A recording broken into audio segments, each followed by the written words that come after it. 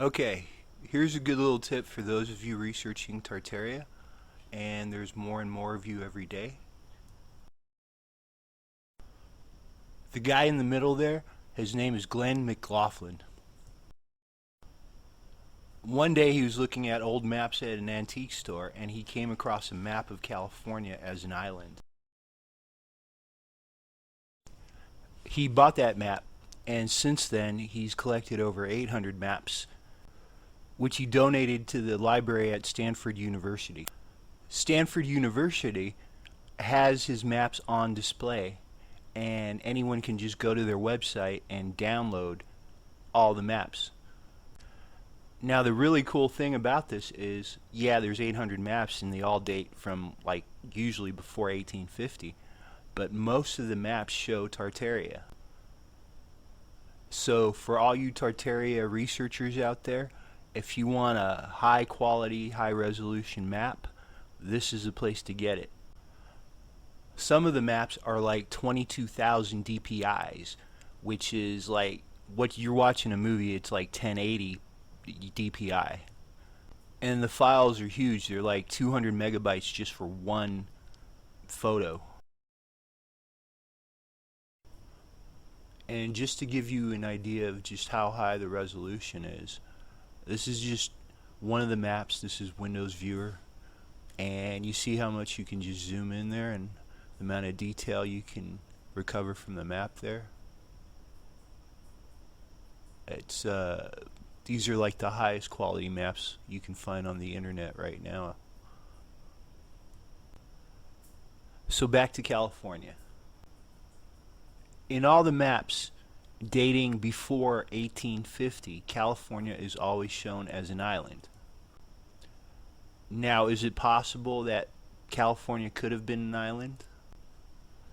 Well, Southern California sits on what's known as the San Andreas Fault. It's one of the bigger fault lines in America, and it runs right down through Los Angeles, up through, right along the coast basically, up through Northern California. So what is a fault line? Well, according to conventional science, a fault line is a point where two continents meet, two tectonic plates meet, two land masses meet. So what that means is that fault line is the dividing line between two continental plates. It could be very likely that California, or at least a section of it where the San Andreas Fault is, used to be an island. Now this is a diagram of what they think the San Andreas Fault looked like 10 million years ago. Does it look familiar at all? Most geologists would agree that because the fault line runs directly through California, that part of California at some point in history was an island. Okay, this is a little book called Unearthing Evidence of Creatures from Deep Time. It's by Leslie Scopes Anderson, and this is out of Humboldt State University in Arcata, California. It's Northern California. And this is, that is Trinidad. It's one of the most beautiful places on earth if you ever get a chance to visit. And this is a map of what they think California looked like 100 million years ago. And you'll see it was just islands. I mean, parts of it were just islands. Most geologists agree, because of the tectonic plate evidence, that parts of California were an island. So for those of you who've been studying Tartaria for a while, you know history is all screwed up.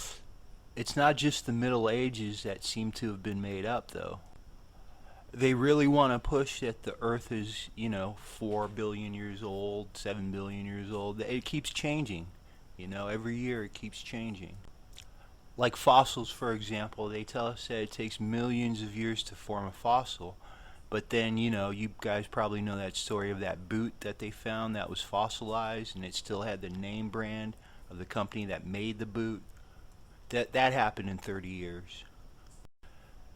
And then there's a lot of evidence to suggest that the tall mesas are not really mesas, that they're actually petrified trees that have been cut down. Okay, the other thing I wanted to show you on all these maps of California is this little island. Okay, so this is another map of California as an island. And if we just zoom in here, there's something I just wanted to show you. And then, so we've got all these islands right here, supposedly in the Sea of California. And there's one right here, it's called the Island of Giants, Gigante. And if we, oh, and look at here. Here is Franco's Drac. Just remember that. And then here is another map of California. And then we have again the Island of Giants right here. What's up with that? And then we have Francisco Draco right over here. Now, this right here is another example. Right here, they made sure to put in Gigante Island right here. And then Gigante Island right here. Now, this is the island of Catalina. And if you do some research, you'll find that they found giant bones on Catalina. This is near Los Angeles, where Los Angeles should be.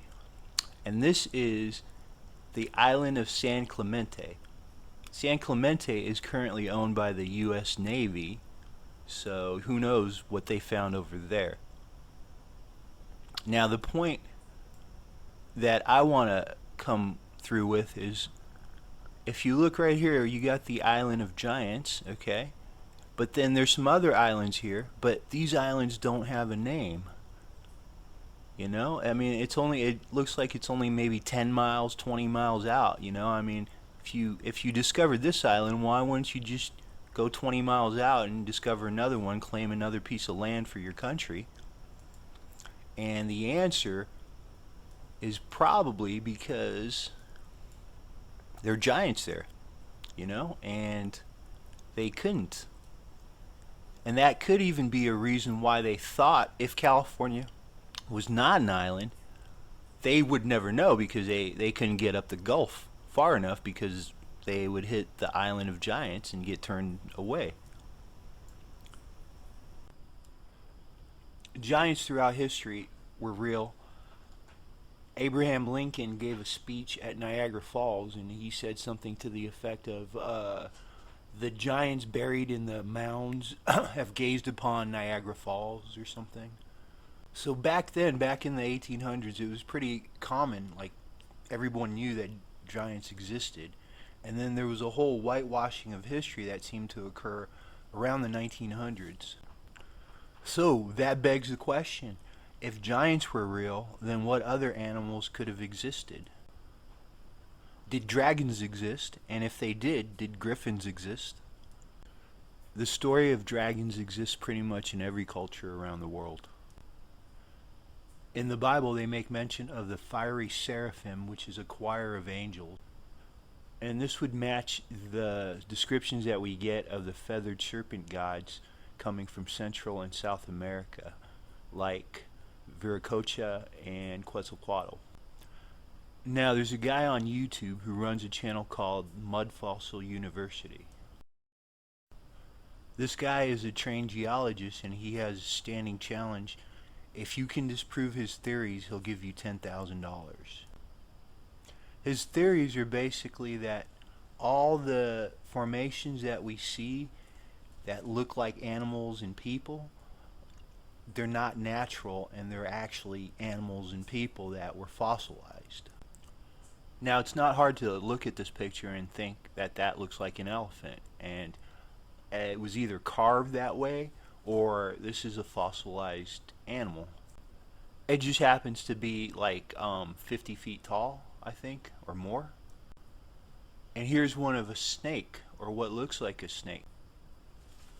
So the guy at Mud Fossil University, He says, he's analyzed all these stones, and he says that this is just, it's exactly what you would find in any fossilized animal. Now, going back to this picture, could this actually be a fossilized griffin?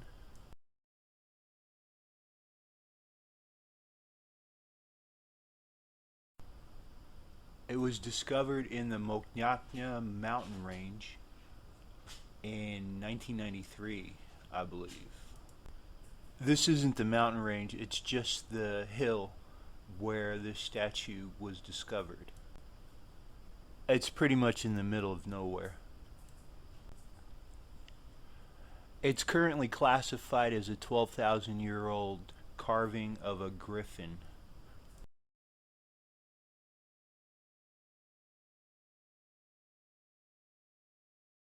Okay, and here we have an article about a fossil that was discovered in China of an unknown dinosaur species, and here it is. It's very well detailed, and if you just look down here, this is the interesting thing. The fossils indicated the presence of a beak and feathers. The bird-like dinosaur was unveiled in southern China at a construction site, and then it's called the mud dragon. And this is the other interesting thing here. See if I can find it here. Ah, here it is. The skeleton was found lying on its back, having its wings stretched and its neck arched. Okay, so you're telling me that this thing right here has beaks and feathers, and it had wings, which broke off apparently or something. That's a griffin. And it really looks like that other fossil that was found in Siberia. Or the stone idol, as they're calling it, placed in the middle of nowhere. And that brings us to a novel written by Garcia Rodriguez del Montalvo in the late 15th or early 16th century called Las Surgas de Esplanadian. The book tells of a paradise island off the west coast of America, then known as the Indies, where tribes of female Amazons live, led by their fearless leader Calafia. She was described as more beautiful than all others, and in the very vigors of her womanhood, valiant and courageous, ardent and with a brave heart. She was also described as being a lesbian and had a legion of 500 Griffins under her control. The Griffins were trained to kill any man that they saw. Even the very name California seems to have come from Calafia, the Amazon Queen of California. Now, could this be why none of the islands above Gigante have been named or claimed?